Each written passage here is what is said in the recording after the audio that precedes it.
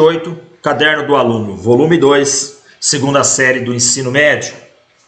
Diz o seguinte: o técnico de uma equipe de futebol estima que, ao final de 12 partidas, sua equipe consiga 24 pontos. Sabendo-se que a quantidade de pontos por vitória é 3, por empate é 1 e por derrota é 0, determine o número de pontos da equipe que vencer 4 jogos, empatar 4 e perder 4. Bem, então, nesse item a informação que temos é que o número de vitórias, a cada vitória, a equipe soma 3 pontos. Com empate, a cada empate, 1 ponto. E a cada derrotas, 0 pontos. Bom, então, o número de pontos de uma equipe que vencer 4 jogos. Então, se ela tem 4 vitórias, né? Então, eu vou multiplicar 4 vezes 3, né? Então, eu vou fazer o número de vitórias vezes a quantidade de pontos de vitória, por vitória. Mais 4 empates, então mais 4 vezes 1. E 4 derrotas, então mais 4 vezes 0.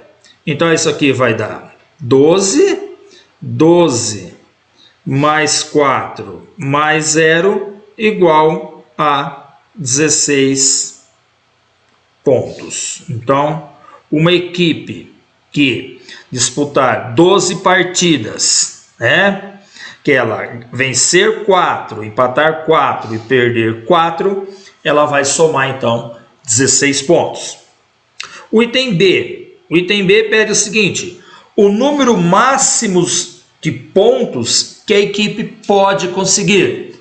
Olha, o número máximo de pontos que uma equipe pode conseguir é se ela vencer todas as partidas, né? Então, se ela está disputando 12 partidas e ela vencer essas 12, então ela vai somar 12 vitórias vezes 3 pontos cada vitória. Então, ela vai ter um máximo aí, então, de 36 pontos.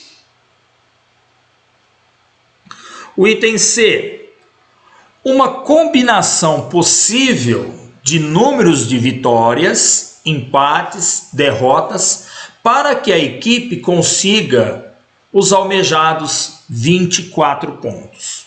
Bom, então, vamos pensar aqui em números de vitórias, números de empates e números de derrotas. Então, ele quer saber o seguinte: uma possível combinação de resultados que ela consiga 24 pontos. Por exemplo, se ela vencer 8 partidas,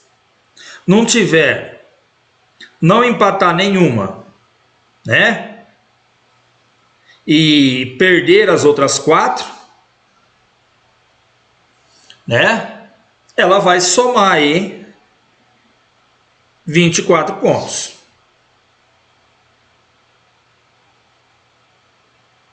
Então, essa aqui é uma possibilidade, né? Ó, ela venceu 8, ela não empatou nenhuma e ela teve ali 4 derrotas. Por quê? Porque ela tem que disputar o quê? 12 partidas. Então, aí ela já consegue 24 pontos. Existem outras possibilidades? Existem, né? Por exemplo, vamos pensar: se ela tivesse, por exemplo, 7 vitórias, por exemplo. Se ela tiver 7 vitórias, ela soma 21 pontos. Mais 3 empates, né? Então ela já tem 24 pontos. E 2 derrotas, né? Então ela vai somar aí 24 pontos.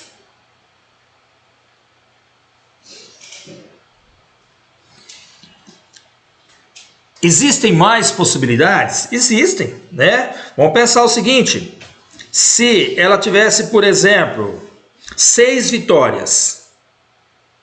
6 vitórias dá 18 pontos. Com 6 empates. Então, mais 6 pontos. 18 mais 6, 24. Então, 0 derrotas. Então, ela vai ter, então, 24 pontos. Existem mais possibilidades? Olha, vamos pensar. Se tivesse, por exemplo, 5 vitórias. Se ela tivesse 5 vitórias, ela teria 15 pontos. Aí, se ela tivesse 7 empates, então 15 mais 7 dá 22.